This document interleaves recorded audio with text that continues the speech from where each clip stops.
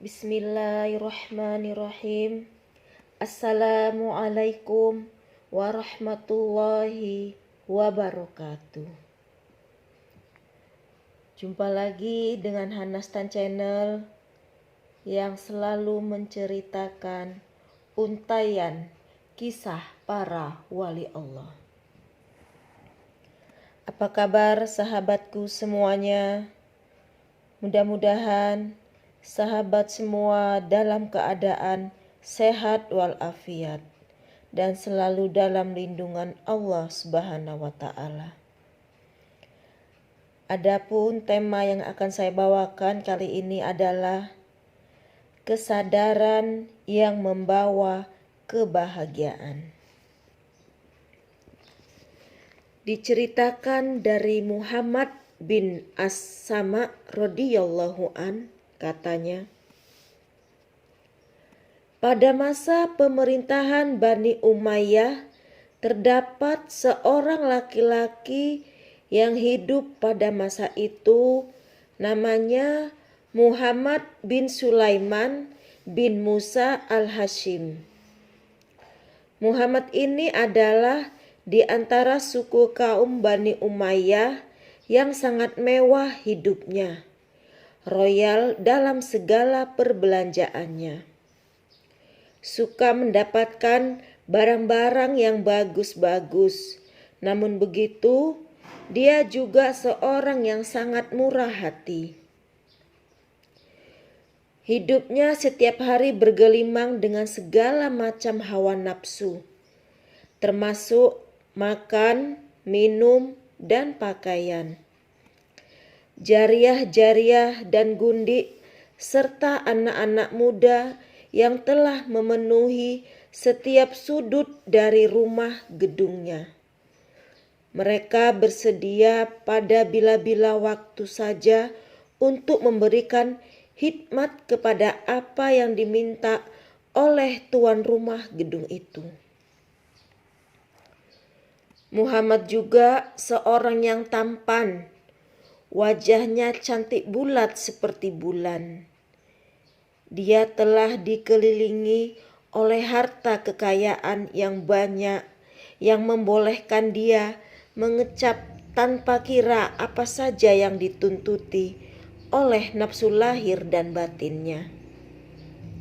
Pendapatannya setiap tahun sekitar 300.000 dinar emas yang cukup untuk menjadikan dirinya seorang raja kecil di dalam rumah gedungnya itu.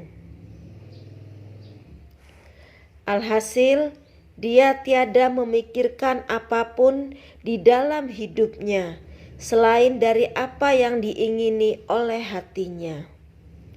Meskipun ia terpaksa membelanjakan semua hartanya, asalkan dia puas hati yang di dalam jasadnya itu. Rumah gedungnya di antara yang tertinggi di sekitar perumahan yang ada di sekitar kota itu.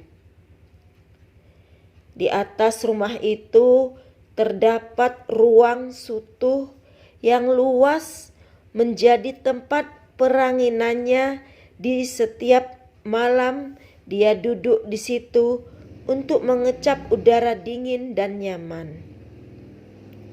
Di sudut rumah itu dibangun sebuah menara yang bersaluti emas dan perak, di mana di dalamnya terdapat anak-anak tangga yang menuju ke atas sutuh indah itu.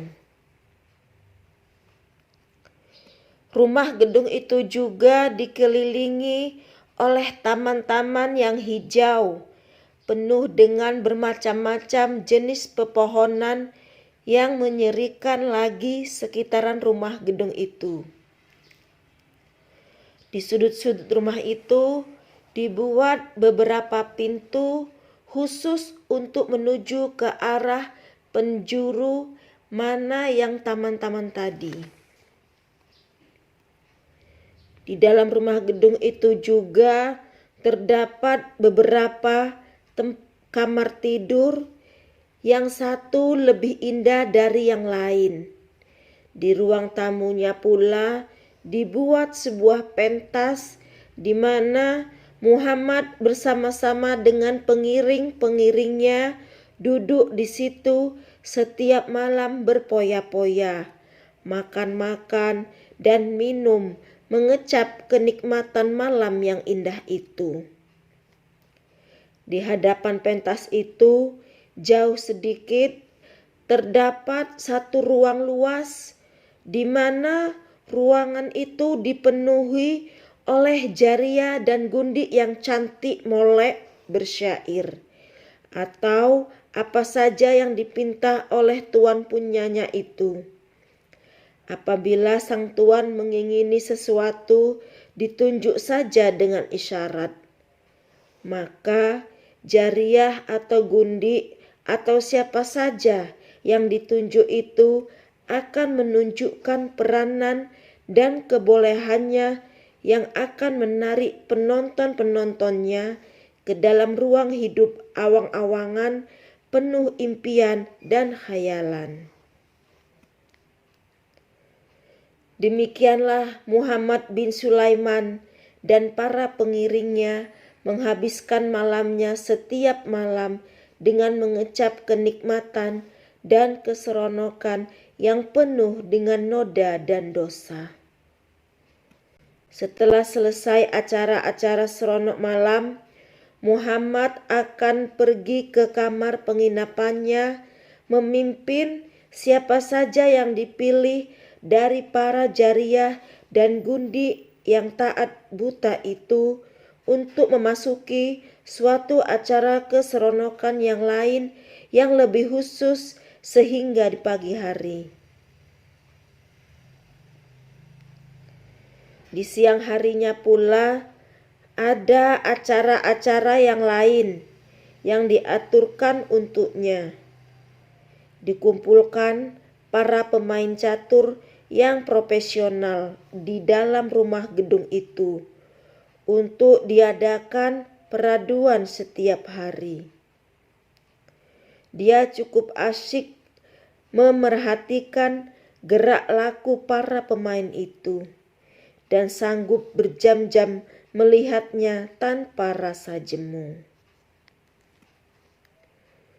Begitulah Muhammad bin Sulaiman menghabiskan siang dan malamnya dalam perkara sia-sia.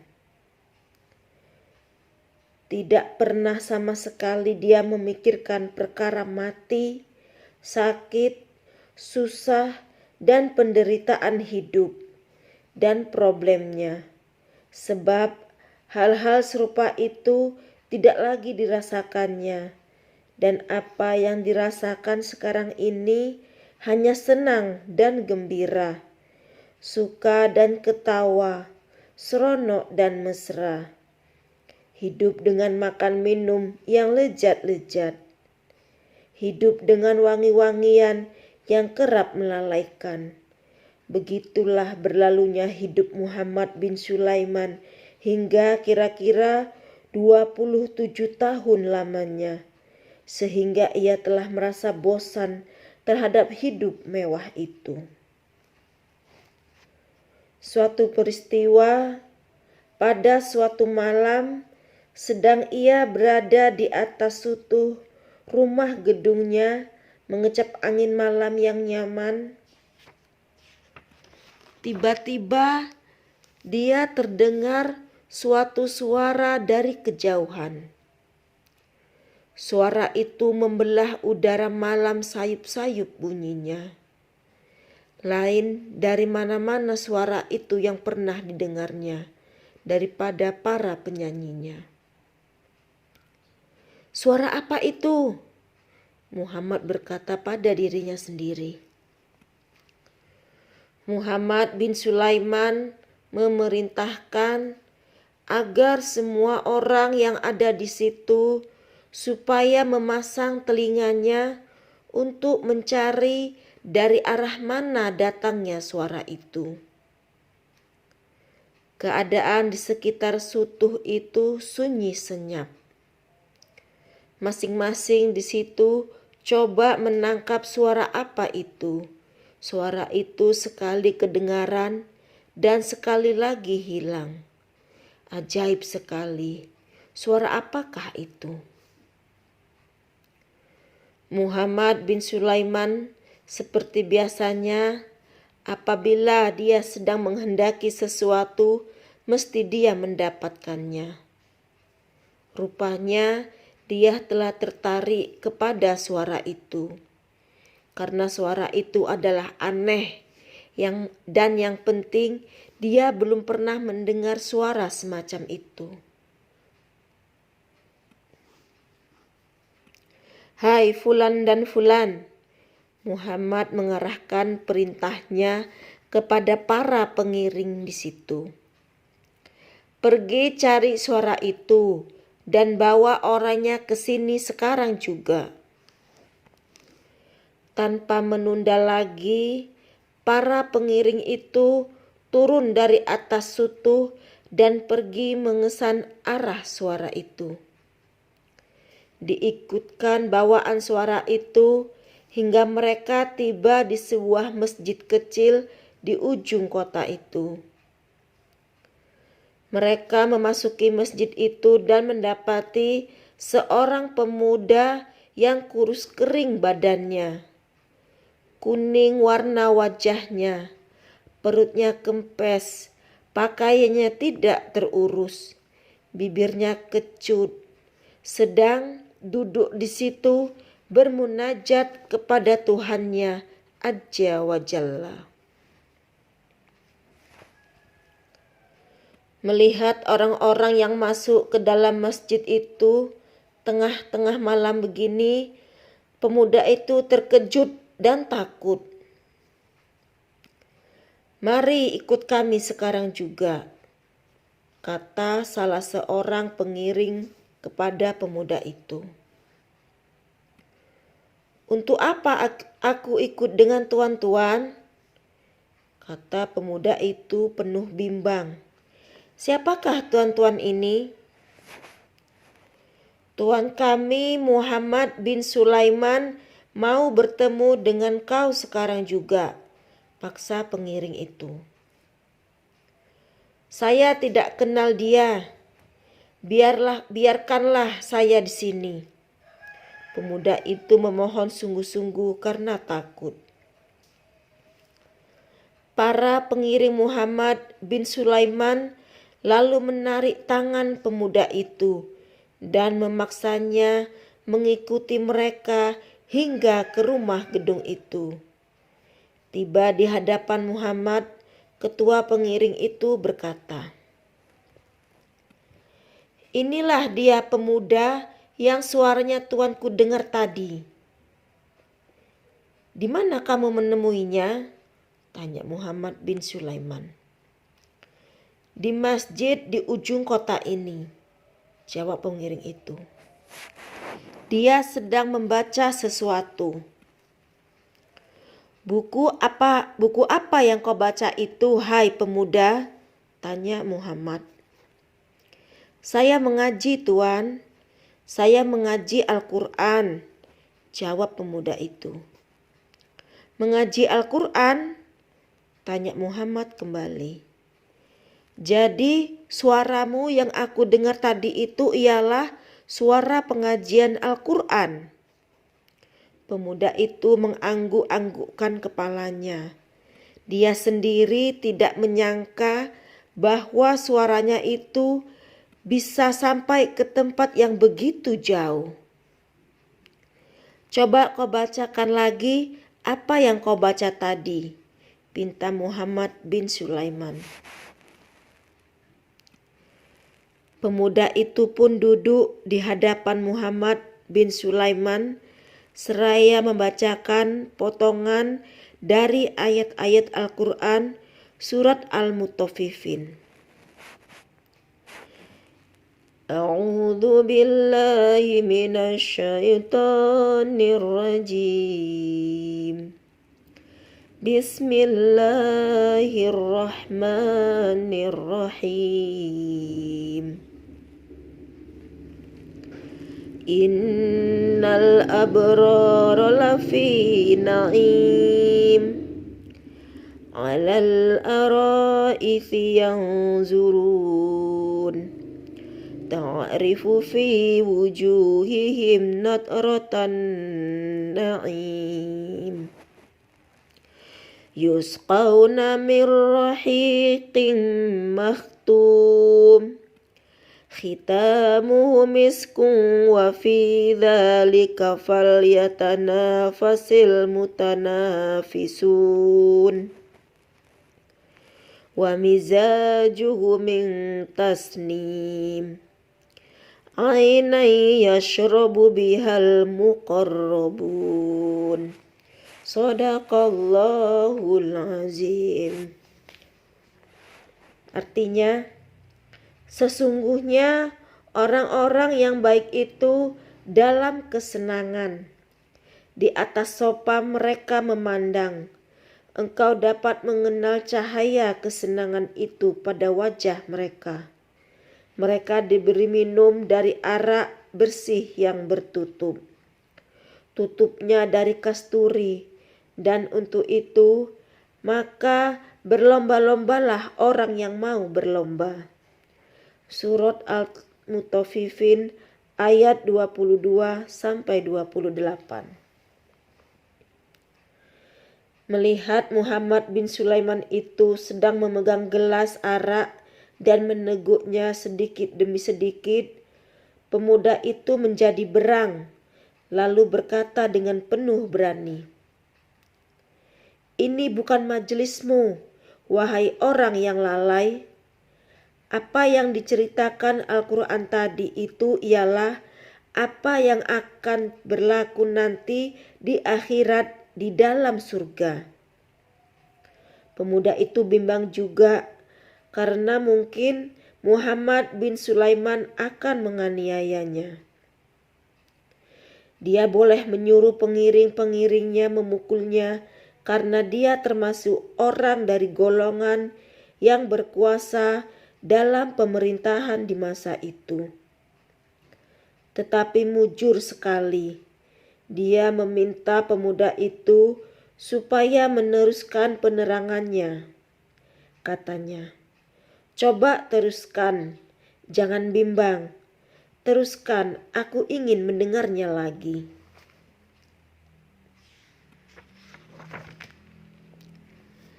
Pengiring-pengiring yang bertugas di situ pada memandang satu dengan yang lain.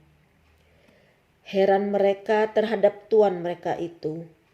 Demikian pula dengan para jariyah dan gundi. Semua mereka mendiamkan diri saja. Pemuda itu menyambung semula. Yang dikatakan sopa di dalam ayat tadi bukanlah seperti pentas yang kau dudukin ini. Dan minuman arak itu bukanlah apa yang engkau minum ini. Itu semua adalah cerita yang Allah terangkan kepada kita apa yang akan terjadi di dalam surga nanti. Sopanya terbuat dari istabrok. Yang duduk di atasnya ialah para kekasih Allah yang dikelilingi oleh bidadari-bidadari yang cantik molek, bukan seperti jariyah dan gundi yang kau punyai ini. Mereka duduk di atas sofa itu memandang kepada dua taman indah yang di dalamnya terdapat mata air yang mengalir ke bermacam-macam pepohonan yang rindang penuh dengan buah-buahan yang enak rasanya. Yang satu tidak sama dengan rasa yang lain. Alhasil, hidup mereka sungguh bahagia dan hakiki. Mereka mendiam di surga yang tinggi. tidak pernah mendengar di dalam surga itu segala apa yang sia-sia. Mereka berbaring di atas kasur-kasur yang tinggi, bantalnya empuk-empuk. Pemuda itu terus mensifatkan dari ayat-ayat Al-Quran itu dan ayat-ayat Al-Quran yang lain yang sifat-sifat surga dan apa yang terdapat di dalam surga. Sedang Muhammad bin Sulaiman asik mendengarnya, seolah-olah dia belum pernah mendengarnya sebelum itu. Mungkin oleh karena hidupnya selalu saja dalam berpoya-poya, dia sudah tidak berpeluang mendengar kata-kata yang menarik serupa ini. Hampir berjam-jam pemuda itu bersyarah tentang surga dan kenikmatannya kepada Muhammad bin Sulaiman. Hingga rasanya sudah puas dia mendengarnya. Maka pemuda itu pun berhenti mengumpul napas-napasnya kembali. "Sudah habis ceritamu tentang surga?" tanya Muhammad bin Sulaiman. "Sudah," jawab pemuda itu. "Tetapi saya masih belum habis lagi," sambung pemuda itu. Apalagi yang hendak engkau katakan?"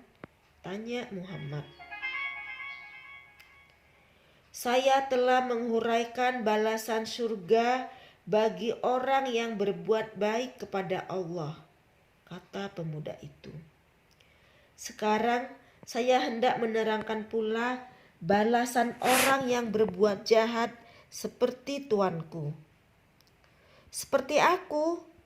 Muhammad bin Sulaiman mengulangi kata-kata pemuda itu. "Ya, seperti tuanku," jawab pemuda itu dengan mengangguk-anggukkan kepalanya. Suara di situ agak hiruk-pikuk. Para pengiring ada yang sudah tidak sabar lagi mendengar biadab pemuda itu. Dan demikianlah kedengaran dari suara Jariyah dan Gundi yang membangkang ucapan pemuda itu. "Tenang, tenang," perintah Muhammad bin Sulaiman kepada orang-orangnya. "Biar dia berkata, bukankah apa yang dikatakan itu benar?" Suasana di situ sunyi senyap semula. Sudah tidak kedengaran orang yang membuat bising atau membangkang lagi. "Silakan, hai pemuda." "Terima kasih," jawabnya. "Rupanya tuanku sanggup menerima cabaranku ini," kata pemuda itu dengan tidak teragak-agak lagi. Muhammad bin Sulaiman hanya tersenyum. Itulah tadi balasan orang mukmin yang bertakwa, suatu balasan yang tiada taranya. Banyak orang yang akan menyesal nanti apabila tiada mendapat balasan itu, meskipun dia telah berada di dalam surga itu. Sebab balasan surga itu tidaklah semuanya sama, tapi ada tingkatannya. Pemuda itu diam sebentar.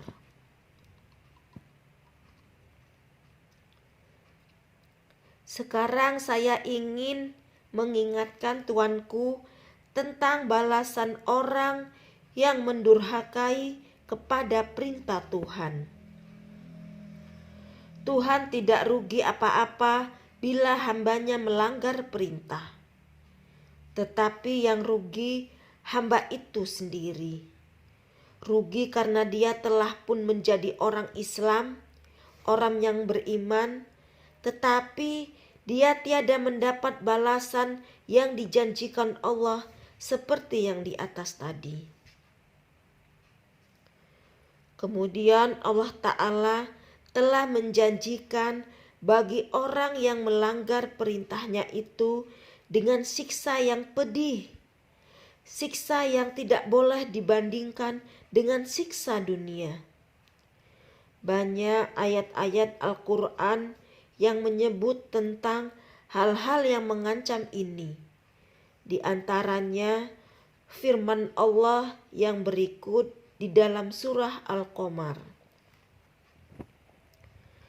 A'udzu billahi minasy syaithanir rajim. Bismillahirrahmanirrahim. Innal mujrimina fi dalalin wa su'ur. Yauma yushabuna fin nari ala wujuhihim dhuqu massa saqar. Artinya, sesungguhnya orang-orang yang berdosa itu berada di dalam kesesatan dan gila. Di hari mereka dihela di atas mukanya menuju ke neraka dan dikatakan kepadanya, rasakanlah sentuhan api neraka Sakor. Surat Al-Qamar ayat 47 dan 48. Sanggupkah tuanku disentuh oleh api pelita yang mengelilingi rumah ini? Muhammad bin Sulaiman menggeleng-gelengkan kepalanya.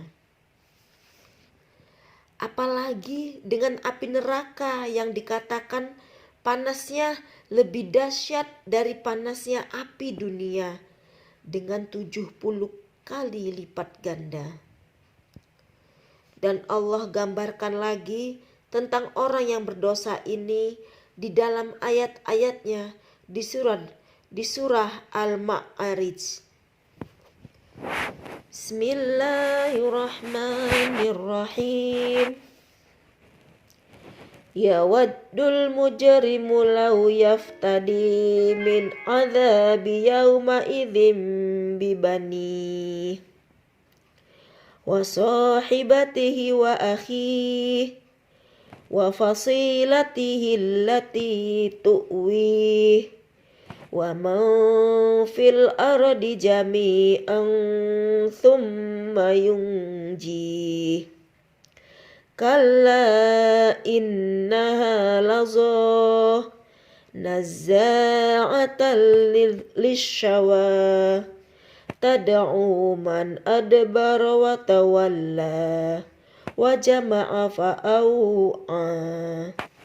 Artinya, orang-orang yang berdosa itu ingin sekali kiranya dia dapat menebus dirinya dari siksaan pada hari itu dengan menggantikan dengan anak-anaknya, dengan istrinya dan saudaranya, dengan kerabatnya yang memberikannya tempat tinggal, dengan siapa saja yang ada di atas muka dunia ini, asalkan dia dapat menyelamatkan dirinya dari siksaan itu. Tidak boleh sama sekali. Dia itu neraka yang membakar dengan menyala-nyala, mengupas kulit kepala, memanggil-manggil orang yang membelakang atau memalingkan mukanya dari kebenaran, dan orang-orang yang mengumpulkan kekayaan dan menyimpannya. Surat Al-Ma'arij ayat 11 sampai 18. Bagaimana tuanku? Tanya pemuda itu. Ini bukan ancaman saya, tapi ialah ancaman Tuhan yang menjadikan tuanku yang memberikan segala anggota pada tubuh badan tuanku, yang memberikan kekayaan dan rumah gedung ini kepada tuanku. Tapi segala kenikmatan dan kemewahan yang tuanku terima ini, tuanku gunakan pada jalan yang salah. pada jalan yang dimurkai Tuhan. Tegasnya, tuanku telah menyalahgunakan karunia Allah tadi. Bagaimana agaknya tuanku bisa selamat dari siksaan Allah? Muhammad bin Sulaiman lalu bangun dari tempat duduknya di atas pentas itu dan turun mendapatkan pemuda kurus kering itu. Lalu dia merangkulnya dengan penuh hibah dan sedih. Air matanya mengalir membasahi kedua belah pipinya. Engkau telah menyadarkanku akan hakikat diriku. Selama ini aku lupa bahwa aku ini adalah hamba Allah. Bukan aku tidak tahu semua itu, tetapi aku telah dilalaikan oleh kenikmatan hidup dan kelezatan yang ada di sekitarku. Aku tidak pernah tidak dapat apa yang aku mau dan apa yang aku inginkan. Aku anggap semua orang-orang di sekelilingku itu sebagai hamba kepadaku. Dan apa saja yang aku mahukan, mereka akan adakan dan buat sesuai dengan kemauanku. Sama ada salah atau betul, mereka tidak pernah mempersoalkannya. Dia melahirkan keinsyafan dirinya dengan air matanya yang menetes tidak henti-hentinya.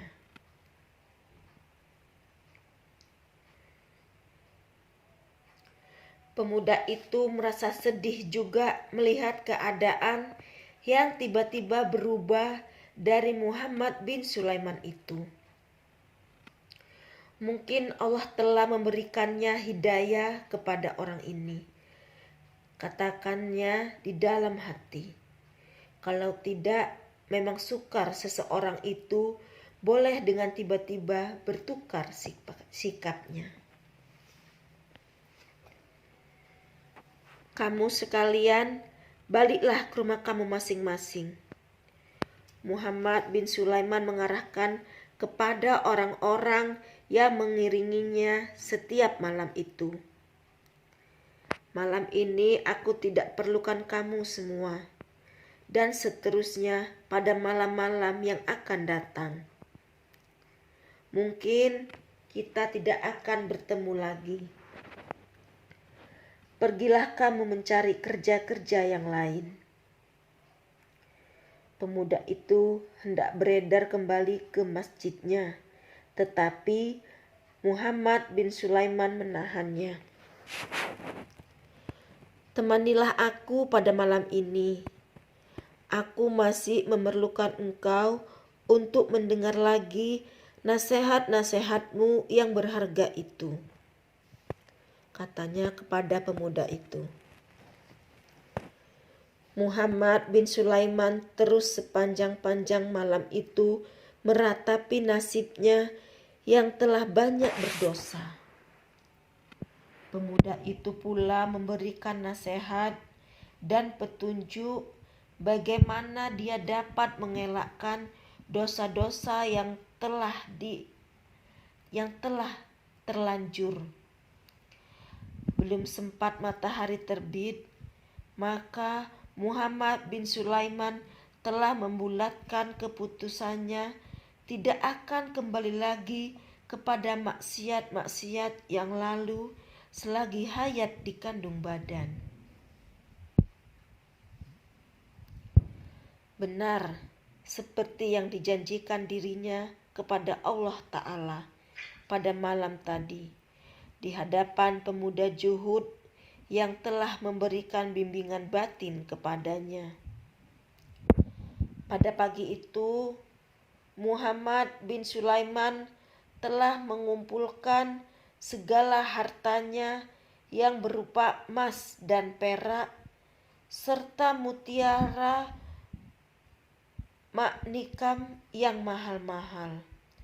Lalu setengahnya dijual dan setengahnya lagi dibagi-bagikannya kepada jariyah dan gundik yang berada di sekeliling pinggangnya.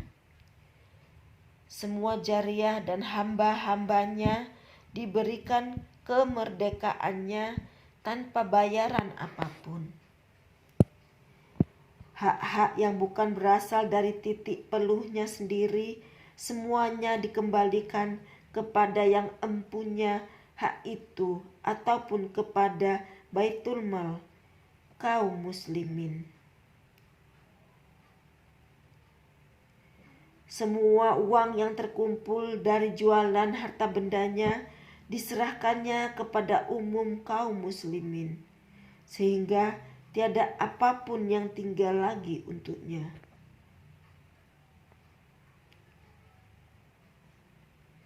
Muhammad bin Sulaiman benar-benar telah berubah hidupnya.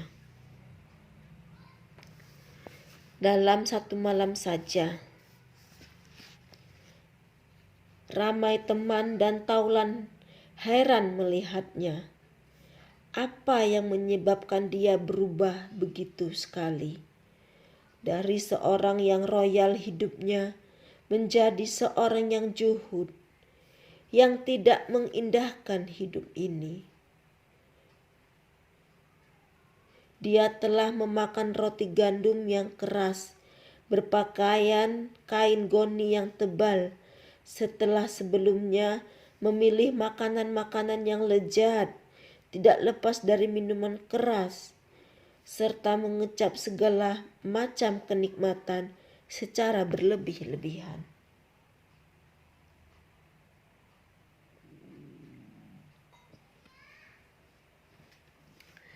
Kini Muhammad bin Sulaiman hanya tinggal di masjid-masjid.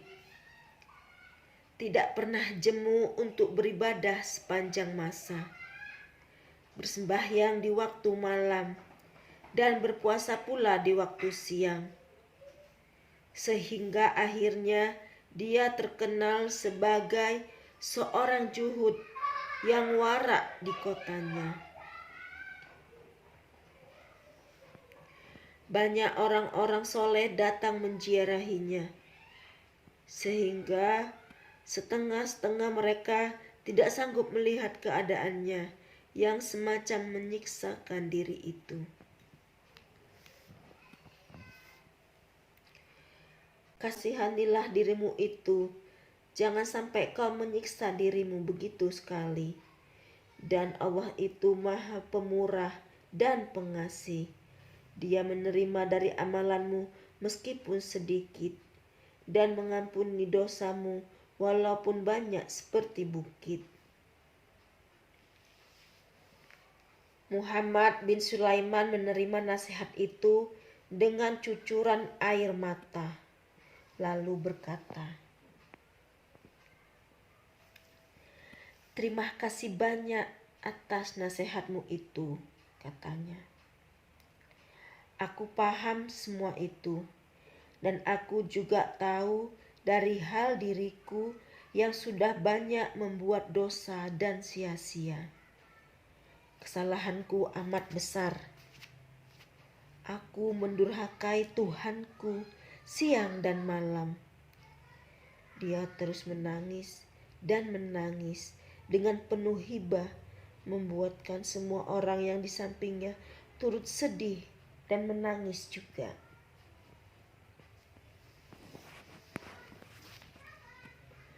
Apabila datang musim haji, Muhammad bin Sulaiman berangkat untuk menunaikan haji. Dia bertolak ke sana sehelai sepinggang, berkaki ayam, tiada membawa apa-apa selain sedikit air dalam kaleng kulit. Setelah selesai mengerjakan amalan haji, dia terus tinggal di Mekah untuk beberapa waktu, beribadah dan memohon keampunan kepada Tuhannya dalam ratapan yang tidak habis-habis. Dia sungguh menyesali segala kelakuannya pada masa-masa yang lalu. Kerap di waktu malam, dia duduk di samping Hijr Ismail di sudut Ka'bah, meratapi dirinya dan menangis sambil bermunajat.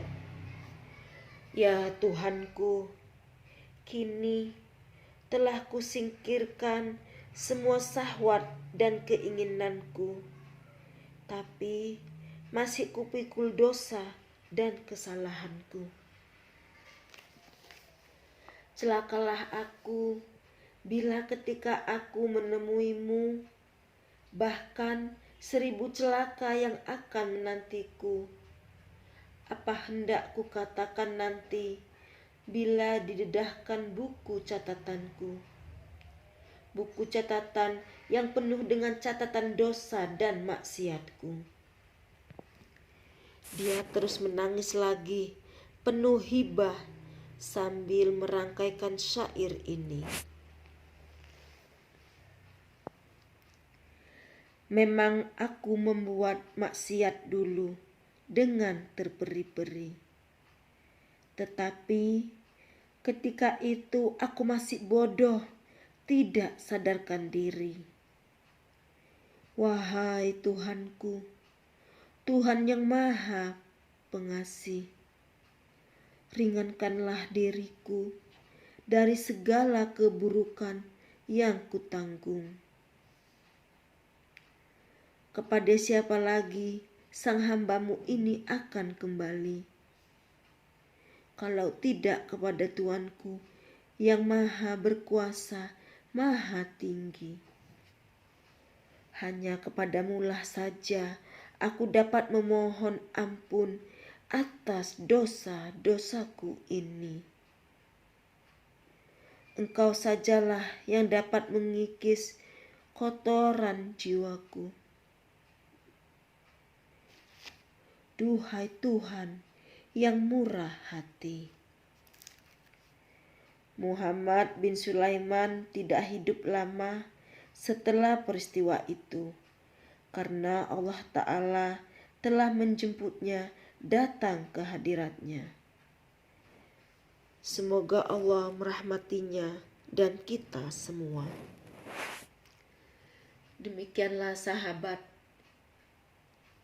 kisah yang telah kami ceritakan tadi. Semoga dengan mendengarkan cerita tadi membawa kesadaran pada diri kita, sehingga kita bisa bertaubat dengan sungguh-sungguh kepada Allah Ta'ala. Dan semoga kita bisa memberikan jalan bagi saudara-saudara kita. Dan semoga Allah mengampuni dosa hamba-hambanya yang bertaubat. Baiklah sahabat,